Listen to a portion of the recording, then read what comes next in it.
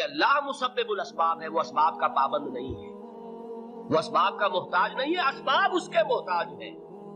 اگر یہ یقین ہے تو اللہ پر ایمان ہے، یہ نہیں ہے تو تمہارا ایمان اسباب پر ہے، وسائل پر ہے، ذرائع پر ہے، مادیات پر ہے، اللہ پر نہیں۔ اس وقت کہاں راستہ تھا؟ تو راستہ تھا سمندر ہے اور ادھر سے لشکر آ گیا ہے۔ کلا ان معی ربی سیہدین۔ اب دیکھیے ایمان کہہ دینا آسان ہے، ہوا معکم اینما کنتم، جہاں کہیں بھی تم ہوتے ہو اللہ تمہارے ساتھ ہوتا ہے، لیکن اس کا یقین قائم ہو جائے تو زمین و آسمان کا فرق واقع ہو جائے۔ یہی بات ہوئی حضور کے ساتھ۔ غار ہے، چھپے ہوئے ہیں محمد رسول اللہ اور آپ کے وہ یار غار ابو بکر صدیق رضی اللہ تعالیٰ عنہ۔ اقبال نے حضرت ابو بکر کی شان میں چند اشعار کہیں صرف، لیکن واقعہ یہ ہے کہ بھاری بھاری نظموں پر اور قصیدوں پر بھاری ہے، طویل ترین نظمیں اور قصیدے ہوں ان پر بھاری ہے۔ ہمتیں ابو بکر کی ہمت جو ہے، کشت ملت را جو ابر، جیسے بارش سے کھیتی اپجتی ہے، ابو بکر کی ہمت اور عزیمت اس امت کو اسی طرح سینچنے والی ہے۔ ثانیے اسلام و غار و بدر و قبر، وہ دوسرے تھے اسلام میں، دوسرے پہلے کون تھے؟ انا اول المومنین، حضور کی بات ہے، سب سے پہلا ایمان لانے والا میں، دوسرے ابو بکر۔ ویسے ہمارے ہاں یہ چلتا ہے اختلاف، حضرت علی پہلے ہے کہ حضرت ابو بکر پہلے ہے، لیکن اس میں بڑی خوبصورت تطبیق قائم کی ہے علماء نے اور بہت صحیح ہے۔ چار کے بارے میں فیصلہ ہی مت کرو کہ کون پہلے، ان کی ایک عجیب تقسیم کرتی ہے۔ آزاد مردوں میں، بالغ مردوں میں سب سے پہلے ابو بکر، بچوں میں سب سے پہلے علی، خواتین میں سب سے پہلے خدیجہ، اور غلاموں میں سب سے پہلے زید بن حارثہ۔ بڑی پیاری تقسیم ہے، یہ چاروں ہی پہلے ہیں، ہر ایک کے لیے اولیت ہے۔ اور واقعہ یہ ہے کہ اگر زمانی اعتبار سے تعین ہوگا تو پہلے خدیجہ الکبریٰ آئیں گی رضی اللہ تعالیٰ عنہ۔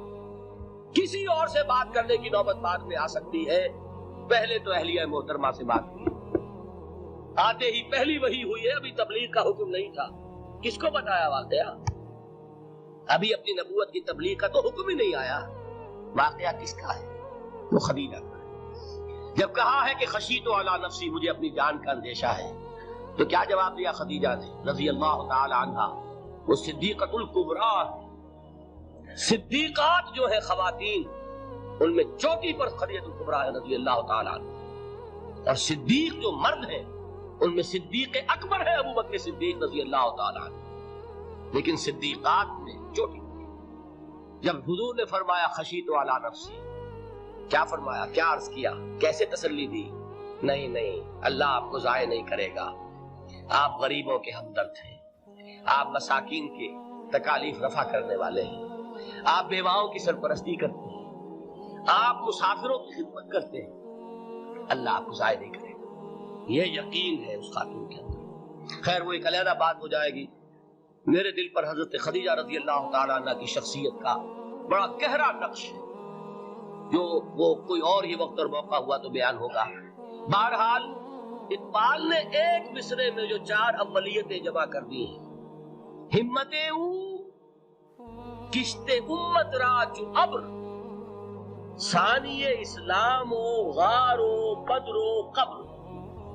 اسلام میں حضور کے بعد پہلے کون؟ ابو بکر۔ غار میں حضور کے ساتھ کون؟ بکر۔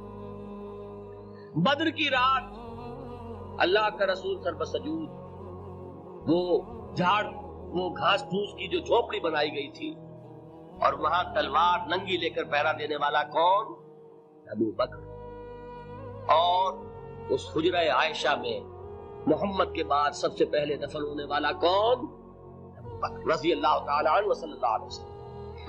وہ جو معاملہ میں سنا رہا تھا غار ثور کا، حضرت ابو بکر بھی حضور کے خیال سے لرز گئے ہیں۔ آپ کو یاد ہوگا کہ جا کر پہلے تمام جتنے سوراخ تھے انہیں بند کیا. ایک سوراخ رہ گیا تھا جس کو بند کرنے کے لیے کوئی کپڑا نہیں تھا. وہاں اپنی ایڑی رکھی ہے. تب کہا ہے حضور سے تشریف لائیے, اور اپنے زانو پر حضور کو لٹایا ہے. اور وہاں کسی موذی جانور نے کاٹا ہے. حضور کی آنکھ لگ گئی تھی. اس وقت اس بل کے اندر جو بھی بچھو ہے کیا ہے واللہ عالم, اس نے کاٹا ہے. اس کی تکلیف کی وجہ سے ابو بکر کی آنکھوں سے آنسو ٹپک گئے. حضور کے چہرے مبارک پر پڑے ہیں تو حضور جاگے ہیں, معاملہ کیا ہے. ایڑی نہیں ہٹائی وہاں سے, مبادا وہ جانور وہاں سے نکل کر محمد الرسول اللہ کو کوئی غضب پہنچا دے. ابو بکر کی ایڑی ہے, جس طرح چاہے کھا لے, ختم کر دے, جان نکل جائے تب کوئی آنچ آئے محمد پر آئے, لیکن جیتے جی وہ ہے ابو بکر. حضور کے خیال سے اس وقت حضور نے پھر اپنا لعاب دہن لگایا ہے, اور اس سے پھر آپ کی تکلیف ختم ہوئی. جیسے خیبر میں حضرت علی کی آنکھ دکھ رہی تھی, اس کو جو شفا حاصل ہوئی وہ بھی حضور کے لعاب دہن سے ہوئی. تو بہرحال اس وقت انہوں نے کہا ہے کہ اے نبی یا رسول اللہ, اگر اس وقت ان میں سے کسی نے غیر ارادی طور پر بھی اپنے قدموں کی طرف جھانک لیا تو پکڑے جائیں. کیا جواب تھا اللہ کے رسول کا؟ لا تحزن ان اللہ معنا. اللہ ہمارے ساتھ ہے, کیوں گھبراتے ہو بکر. یہ ہے ایمان باللہ, میرا مالک اللہ, میرا رازق اللہ, میرا محافظ اللہ, میرا مددگار اللہ, میرا پشت پناہ اللہ, میرا دوست اللہ. یہ دوستی ہے اللہ کی جو لب لباب ہے, حاصل ہے ایمان کا. اسی کا نام ولایت ہے. اولیاء اللہ کے سروں پر سینگ نہیں ہوتے. جس کے دل میں ایمان راسخ ہو چکا ہو وہی اللہ کا ولی ہے. جسے اللہ پر یقین ہو چکا ہے وہی اللہ کا ولی ہے. جسے یقین ہے اللہ میرے ساتھ ہے, میرا مددگار, میرا پشت پناہ, میرا ساتھی, میرا دوست, میرا محبوب, میرا محب. اللہ اہل ایمان سے محبت کرتا ہے. واللہ یحب الصادقین. ان اللہ یحب الذین یقاتلون فی سبیلہ صفا کانہم بنیان مرصوص. اللہ محبت کرنے والا, اہل ایمان محبوب, اور اہل ایمان محبت کرنے والے اللہ محبوب. والذین آمنوا اشد حبا للہ. آپ تصور کیجئے جسے یہ رشتہ ایمان یا رشتہ ولایت حاصل ہو جائے, الا ان اولیاء اللہ لا خوف علیہم ولا هم یحزنون. آگاہ ہو جاؤ, اللہ کے دوستوں کے لیے نہ کوئی خوف ہے نہ کوئی حزن ہے. اور میں بیان کر چکا تھا, خوف اور حزن کے خاتمے ہی کا نام امن. زوال خوف, زوال حزن. یہ خوف اور حزن کیوں آتے ہیں بار بار؟ اللہ تخافوا ولا تحزنوا, دونوں آ گئے. الا ان اولیاء اللہ لا خوف علیہم ولا هم یحزنون. پھر وہی تو, وہ کیوں ہے؟ خوف ہوتا ہے کسی مستقبل کی بات کا, یہ نہ ہو جائے, وہ نہ ہو جائے, یہ نقصان نہ پہنچ جائے, یہ تکلیف نہ ہو, یہ غضب نہ آ جائے. خوف ہے مستقبل سے.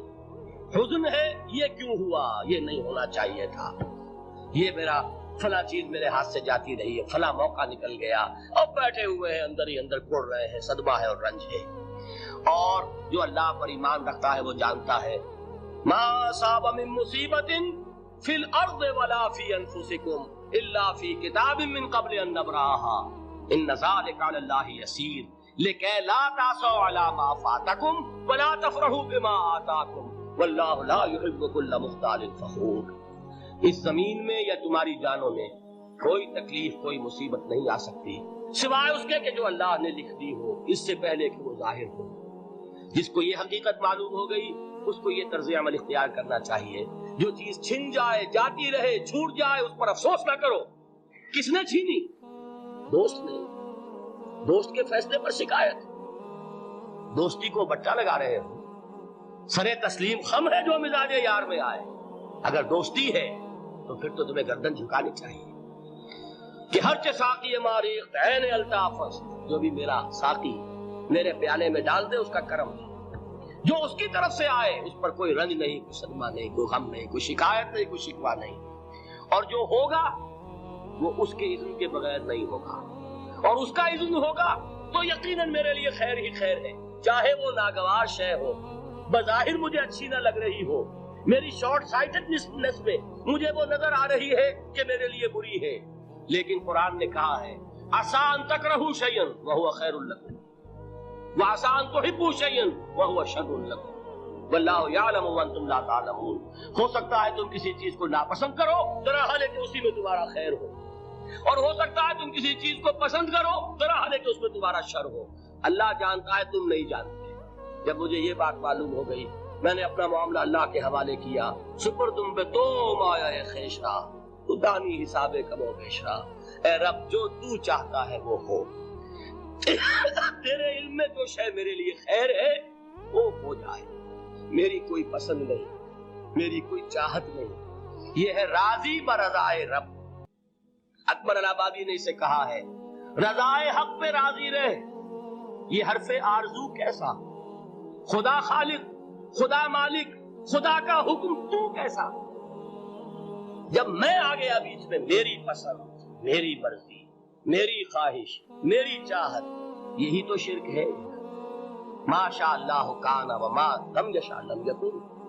جو اللہ نے چاہا وہ ہوا، جو اس نے نہیں چاہا نہیں ہوا. اختیار اس کا ہے، میرا تو نہیں. رضائے حق پہ راضی رہے، یہ حرف آرزو کیسا. خدا خالق، خدا مالک، خدا کا حکم تو کیسا. اقبال نے اسے کہا ہے فارسی میں. اب آپ کہیں اس کا ترجمہ بھی کرو تو وہ مجھے ذرا اس وقت کچھ بہت ہی بدذوقی کسی بات نظر آئے گی. جائیے پوچھئے کسی سے جسے فارسی آتی ہو. برو کشید پہ جا کے ہست بود مرا چوک دہا کے مقام رضا کشور مرا. مجھے تو تمام پیچ و خم سے نکال دیا اس مقام رضا نے. میں راضی برضائے رب ہوں، جو فیصلہ اس کا میں اس پر راضی. تو کہاں کا حزن اور کس کا خوف. یہی زوال حزن اور زوال خوف، یہی ہے امن، یہ نتیجہ ہے ایمان کا. تو جان لیجئے یہ ہے لب لباب، یہ ہے حاصل ایمان کا. یہ ہے تو ایمان ہے، یہ نہیں ہے تو ایمان